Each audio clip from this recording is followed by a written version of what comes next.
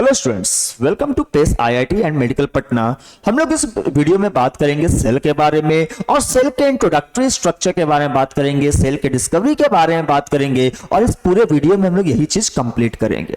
अगर आप सेल को देखो तो सेल का मतलब क्या होता है, सेल को हम लोग क्या बोलते हैं। सो सेल को हम लोग बोलते हैं it is a basic unit of life. Cell क्या है? तो सेल जो है वो लाइफ का बेसिक यूनिट है। इसका मतलब क्या है कि बिना सेल के लाइफ पॉसिबल नहीं है। यानी लाइफ तभी अवेलेबल है, लाइफ तभी हो, हम लोग किसी चीज को लिविंग तभी बोल सकते हैं जब उसके अंदर कम से कम एक लिविंग सेल प्रेजेंट होगा, तभी हम लोग उस ऑर्गेनिज्म को हम लोग लिविंग मानेंगे, वरना उस ऑर्गेनिज्म को हम लोग लिविंग नहीं मानेंगे। अगर आप सेल को ध्यान से देखो तो सेल एक क्या है, तो एक पूरा एक कंप्लीट कंपार्टमेंट है जो कि चारों तरफ से घेरा हुआ है, और जिस चीज से घेरा हुआ है उसको हम लोग क्या बोलते हैं, सेल मेम्ब्रेन। क्या बोलेंगे? सेल मेम्ब्रेन या फिर प्लाज्मा मेम्ब्रेन। ध्यान से सुनना, क्या बोलेंगे इसको हम लोग? सेल मेम्ब्रेन या फिर प्लाज्मा मेम्ब्रेन। अगर आप सेल के अंदर देखो तो यहां पे आपको फ्लूइड मैट्रिक्स मिलेगा, यानी फ्लूइड का स्ट्रक्चर का एलिमेंट मिलेगा, और इसको हम लोग बोलते हैं साइटोप्लाज्म। क्या बोलेंगे इसको हम लोग? साइटोप्लाज्म। अगर आप सेल के सेंट्रल पार्ट को देखो तो सेल के सेंट्रल पार्ट को हम लोग बोलते हैं न्यूक्लियस। और अगर आप इधर के स्ट्रक्चर में देखो साइटोप्लाज्म में, तो यहां पे जो मिलेगा उसको हम लोग बोलेंगे सेल ऑर्गेनल। तो ये सभी चीजें मिलके एक सेल को बनाता है और एक सेल के स्ट्रक्चर को परफॉर्म करता है। जो साइटोप्लाज्म में, इसको हम लोग बोलते हैं main arena for cellular activities.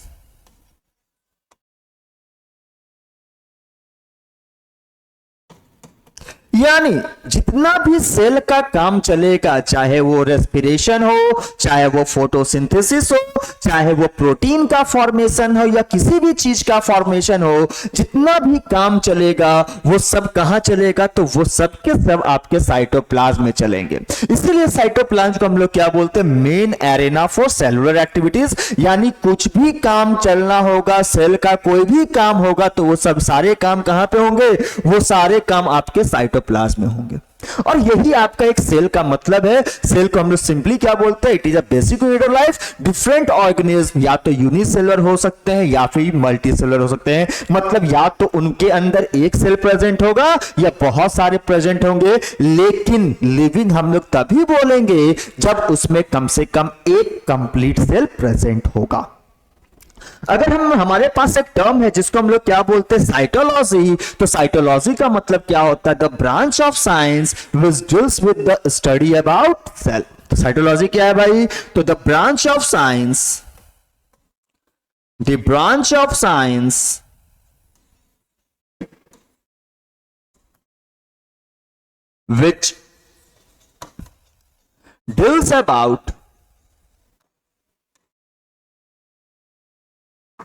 which deals about study of cell. ठीक है, मतलब ब्रांच साइंस का वो ब्रांच जिसमें हम लोग किसको डील करते हैं? तो सेल के स्टडी के बारे में बात करते हैं। सेल के स्टडी को हम लोग करते हैं, तो उसी चीज को हम लोग क्या बोलेंगे? उसी चीज को हम लोग बोलते हैं साइटोलॉजी। क्या बोलेंगे? साइटोलॉजी।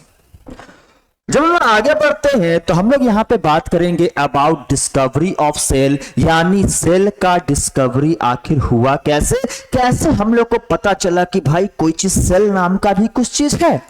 तो जब सेल की डिस्कवरी के बारे में बात करते हैं तो सेल के डिस्कवरी में सबसे बड़ा जो रिमार्केबल आपके पास हिस्ट्री था वो था रॉबर्ट हुक के द्वारा। जो रॉबर्ट हुक है, अब हुआ क्या कि रॉबर्ट हुक जो बेचारे थे वो अपने लैब में काम कर रहे थे और उनके पास नया नया माइक्रोस्कोप आया था। अब हमारे घर भी होता है ना कि कुछ नया नया सामान आता है, तो हम लोग क्या करते हैं कि जब तक उसका एक एक इंटरनल ऑर्गन ना खोल के पढ़ ले तब तक हमें चैन सुकून नहीं मिलता। तो भाई रॉबर्ट हुक भी तो इंसान ही थे, तो इन्होंने क्या किया कि भाई माइक्रोस्कोप में किसी चीज को देखना है।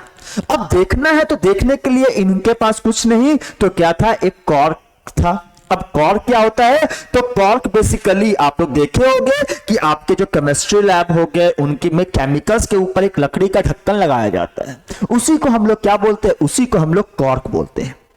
अब हुआ क्या कि भाई जो कॉर्क था वो क्या है, वो एक डेड प्लांट का सेल है, यानी डेड प्लांट स्ट्रक्चर है। तो उन्होंने क्या किया, कॉर्क का एक पतला स्लाइस काटा और पतला स्लाइस काट के इसको माइक्रोस्कोप के अंदर रख दिया।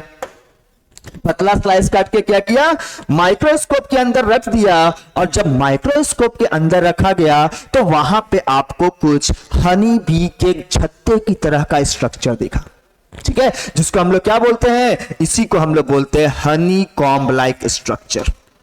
क्या बोलते हैं इसको हम लोग, हनी कॉम्ब लाइक स्ट्रक्चर। जब रॉबर्ट हुक ने वहां पे आपको कॉर्क को जब स्लाइड के अंदर देखा गया तो वहां पे आपको क्या मिला, तो एक हनी कॉम्ब की तरह, एक मधुमक्खी की छत्ते की तरह एक स्ट्रक्चर मिला। और इन्होंने इस मधुमक्खी के छत्ते को नाम दे दिया क्या, कि भाई ये क्या है, तो ये सेल है। बट रियलिटी तो ये थी कि क्या ये जो आपके पास जो कॉर्क है, क्या ये लिविंग है? तब आंसर मिलता है कि नहीं, जो आपके पास कॉर्क है वो लिविंग नहीं, वो एक डेड सब्सटेंस है, और डेड सब्सटेंस में कभी भी सेल प्रेजेंट नहीं होता। तो बेसिकली जिसको रॉबर्ट हुक ने सेल बोला था वो सेल नहीं था, वो क्या था, वो सेल वॉल था।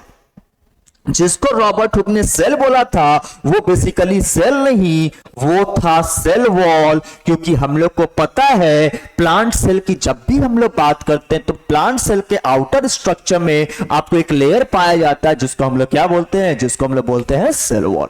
तो बेसिकली यही थी कि इन्होंने नाम तो दिया सेल, बट वहां पे क्या था, वहां पे एक्चुअली में सेल वॉल था, वो एक्चुअली में सेल वॉल था, वो सेल नहीं था। इसीलिए ये अनआइडेंटिफाइड डिस्कवरी था, यानी यहां पे इसका कोई लेना देना नहीं था। इन्होंने सेल वॉल देखा था बट नाम क्या दे दिया, सेल, ठीक है। और इसी और अब यहां पे हमारे पास सबसे पहला टर्म आया था सेल, इसीलिए रॉबर्ट हुक को क्या बोलता है, father of cytology. Robert Hooke हम लोग क्या बोलते हैं, फादर ऑफ साइटोलॉजी। और इन्होंने ये सेल के बारे में जो स्टडी की थी वो कब की थी, 1665 में। आपसे ये बहुत बार क्वेश्चन पूछा गया है कि who is known as father of cytology. तो फादर ऑफ साइटोलॉजी कौन है, रॉबर्ट हुक। और इन्होंने सेल का स्ट्रक्चर कब दिया था, तो 1665 में।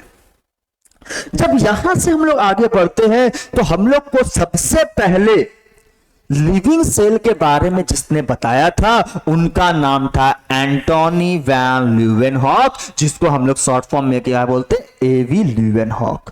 और एवी ल्यूवेनहॉक फर्स्ट वो साइंटिस्ट थे जिन्होंने पहली बार एक लिविंग सेल के बारे में हम लोग को बताया था। फर्स्ट वो साइंटिस्ट थे जिन्होंने पहली बार लिविंग सेल को माइक्रोस्कोप में देखा था। एंटोनी ल्यूवेनहॉक के बारे में लोग क्या बोलते हैं कि he was the first scientist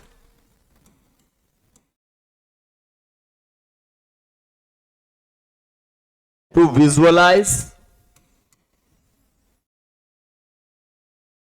a living cell। यह वो पहले साइंटिस्ट हैं जिन्होंने सबसे पहले लिविंग सेल को देखा था, और वो कौन थे, एवी ल्यूवेनहॉक, एंटोनी ल्यूवेनहॉक। और इन्होंने सबसे पहले जो लिविंग सेल को देखा था वो देखा था 1674 के बारे में, और तब जाके हम लोग को एक लिविंग सेल के बारे में पता चला था। और जो लिविंग सेल था वो देखा किस में गया था, तो ऑनियन पिल में, पस सेल में, एल्गी में, तो इन जगह पे लिविंग सेल को देखा गया था और सबसे पहले साइंटिस्ट जिन्होंने लिविंग सेल के बारे में हमें बताया था वो थे एंटवन ल्यूवेनहॉक। लेकिन एक चीज का आप लोग ध्यान रखिएगा कि जब भी आपसे फादर ऑफ साइटोलॉजी पूछा जाए तो फादर ऑफ साइटोलॉजी ऑलवेज कौन है? तो ऑलवेज आपके रॉबर्ट ब्राउन ही है। सॉरी, जब भी आपसे फादर ऑफ साइटोलॉजी के बारे में पूछा जाए तो फादर ऑफ साइटोलॉजी कौन है? तो ऑलवेज आपके रॉबर्ट हुक है, उनके अलावा और कोई नहीं है। अभी तक हम लोग ने क्या जाना? हम लोग ने जाना कि सेल का डिस्कवरी कैसे हुआ, सेल के बारे में किसने बताया, किसने डेड सेल देखा, किसने लिविंग सेल देखा, ये सब ने ये सब के बारे में हम लोग अभी तक बात कर चुके हैं। अब हम लोग बात करते हैं कि भाई जैसे ही सेल का डिस्कवरी हुआ तो हमारे पास दो साइंटिस्ट आए जिनका नाम था Matthias Schleiden and Theodor Schwann. दो साइंटिस्ट थे जिनका नाम था Matthias Schleiden and Theodor Schwann और ये दोनों ने मिलकर दिया था आपको सेल थ्योरी। ठीक है, इन दोनों ने मिलकर आपको दिया सेल थ्योरी। अब यहां पे जो क्वेश्चन आपसे पूछा जाता है उसके बारे में थोड़ा ध्यान देना। तो सबसे पहला क्वेश्चन जो ये राइज होता है कि भाई इन दोनों में से कौन बॉटनिस्ट है और कौन जूलॉजिस्ट है? तो ध्यान देना कि जो स्लीडन है ये आपके बॉटनिस्ट थे। कौन थे? बॉटनिस्ट। और जो द्वेसॉन थे ये आपके जूलॉजिस्ट थे। ठीक है, फिर स्लीडन क्या थे? स्लीडन आपके बॉटनिस्ट थे और स्वॉन क्या थे? स्वॉन आपके जूलॉजिस्ट थे। स्लीडन ने जो अपना थ्योरी था वो दिया था 1838 में और स्वॉन ने अपनी थ्योरी दी थी 1839 में। ठीक है, स्लीडन कौन थे? तो स्लीडन बॉटनिस्ट थे और इन्होंने अपनी थ्योरी कब दी थी? 1838 में। स्वॉन कौन थे? तो स्वॉन आपके जूलॉजिस्ट थे और इन्होंने अपनी थ्योरी कब दी थी? 1839 में। अब इन दोनों ने मिला के कुछ सेल थ्योरी के बारे में बताया था और सबसे पहला जो सेल थ्योरी था वो क्या बताता है कि cell is the basic unit of life. Cell क्या है? तो सेल लाइफ का बेसिक यूनिट है। सेल जिंदा रहने के लिए सबसे बेसिक यूनिट है। ये चीज आपका पहला चीज था। तो भाई साहब जिंदा रहने के लिए किसकी जरूरत है? अरे जिंदा रहने की जरूरत है सेल की। कौन सांस बोला था जी? ठीक है, तो भाई जिंदा रहने के लिए किसकी जरूरत है? जिंदा रहने की जरूरत है सेल की। अच्छा, दूसरी बात करते हैं कि दूसरा चीज क्या है? तो आपका जो भी सेल, जितने भी ऑर्गेनिज्म हैं, चाहे वो यूनिसेलुलर हो चाहे वो मल्टीसेलुलर हो, वो आपके सेल से ही बने हुए हैं। यानी all organism are made up of cell और ग्रुप ऑफ सेल। जितने भी ऑर्गेनिज्म इस धरती पे, इस अर्थ पे प्रेजेंट है, वो या तो एक सिंगल सेल के बने हुए हैं या सेल के ग्रुप से बने हुए हैं। सेल के अलावा और कोई किसी चीज का नहीं बना। अगर एक अमीबा को देखा जाए तो एक अमीबा यूनिसेलुलर है जो कि सिंगल सेल का बना हुआ है। वहीं एक ह्यूमन को देखा जाए तो ह्यूमन क्या है? मल्टीसेलुलर है और ये लार्ज नंबर ऑफ ढेर सारे सेल से बने हुए हैं। ठीक है, तो यही चीज था आपका सेल थ्योरी में। सबसे पहला सेल थ्योरी में क्या था कि cell is the basic unit of life और दूसरा चीज क्या था कि all organism are made up of cell और ग्रुप ऑफ सेल। ये थी आपकी सेल थ्योरी जो कि स्लीडन एंड शॉन ने दी थी। लेकिन इस सेल थ्योरी में एक प्रॉब्लम है। इस सेल थ्योरी में एक डिमेरिट है और डिमेरिट ये है कि भाई ये सेल थ्योरी ये नहीं बता पाता कि जो न्यू सेल बनेंगे वो बनेंगे कहां से। कि भाई जो नए सेल बन रहे हैं वो सेल कहां से बन रहे हैं? क्या मार्केट से कोई खरीद के ला रहा है या कहीं और से कोई लेके आ रहा है? नहीं। तो इस चीज के बारे में आपका ये सेल थ्योरी कुछ भी नहीं बता पाया था। दूसरा चीज कि सेल थ्योरी में वायरस लाइकेंस को इंक्लूड नहीं किया गया था। तो ये चीज इस सेल थ्योरी का क्या था? ड्रॉबैक था। और इसको सुधारने के लिए हमारे पास एक थर्ड साइंटिस्ट आए जिनका नाम था रुडोल्फ विर्चो। रुडोल्फ विर्चो ने एक स्टेटमेंट दिया था और उस स्टेटमेंट में क्या था, ओमनिस सेलुला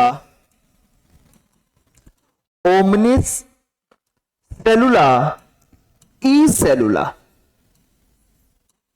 अब इसका मतलब क्या होता है, इसका मतलब यह होता है कि ऑल न्यू सेल्स, ध्यान देना बहुत इंपॉर्टेंट है ये, all new sales arise from pre-existing cell। मतलब क्या है, मतलब यह है कि जितने भी नए सेल बन रहे हैं वो सारे सेल आपके पुराने वाले सेल से ही बन रहे हैं, यानी पुराने सेल ही डिवाइड कर रहे हैं और डिवाइड करके न्यू सेल्स का फॉर्मेशन करते हैं। ठीक है, तो इसी चीज के बारे में किसने बताया था, इसी चीज के बारे में बताया था रुडोल्फ विर्चो ने। रुडोल्फ विर्चो ने क्या बोला था, ओमनी सेलुला ई सेलुला, जिसका मतलब क्या है, all new cells arise from pre existing cell. जितने भी नए सेल बन रहे हैं वो सारे सेल आपके पुराने वाले सेल से ही बन रहे हैं। ऐसा नहीं है कि आप किराना की दुकान पे जा रहे हो और 5 किलो सेल लेके आ रहे हो कि भाई मुझे 5 किलो सेल देना, नहीं, आपके खुद के सेल आपका नंबर ऑफ सेल को इंक्रीज करते हैं। अगर हम बात करें इसी बेसिस पे अपने मॉडर्न सेल थ्योरी की, तो अब हमारा सेल थ्योरी क्या बोलता है उसको ध्यान सुनना। तो अब हमारा सेल थ्योरी पहला चीज क्या बोलता है कि cell is the basic unit of life. सबसे पहली बात जो कि स्लीडन स्वान ने भी बोला था। दूसरा चीज क्या बोला इसमें, ऑल ऑर्गेनिज्म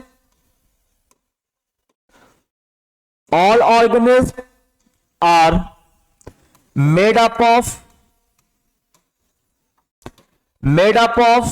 सेल और ग्रुप ऑफ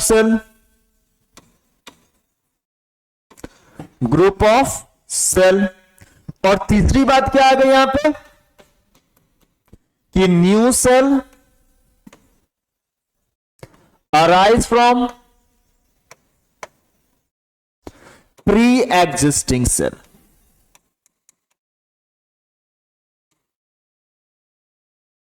कि जो भी न्यू सेल बनेगा वो कहां से बनेगा, प्री एग्जिस्टिंग सेल से बनेगा। तो ये थी आपकी सेल के बारे में इंट्रोडक्शन। सेल के बारे में जो भी आपका इंट्रोडक्शन था, जो भी सेल के डिस्कवरी को लेके जितनी भी चीजें थी वो आपका यहां तक में हो कंप्लीट हो जाता है। अब इस बेसिस पे आपके पास कुछ क्वेश्चंस हैं, तो आइए थोड़ा सा उन क्वेश्चन को देखते हैं कि नीट में क्या क्या क्वेश्चन इस बेसिस पे आपसे पूछा गया है। तो यहां पर हम देखते हैं कि सबसे पहला क्वेश्चन है आपके पास कि the concept of omnicellular e cellular regarding cell division was first proposed bye.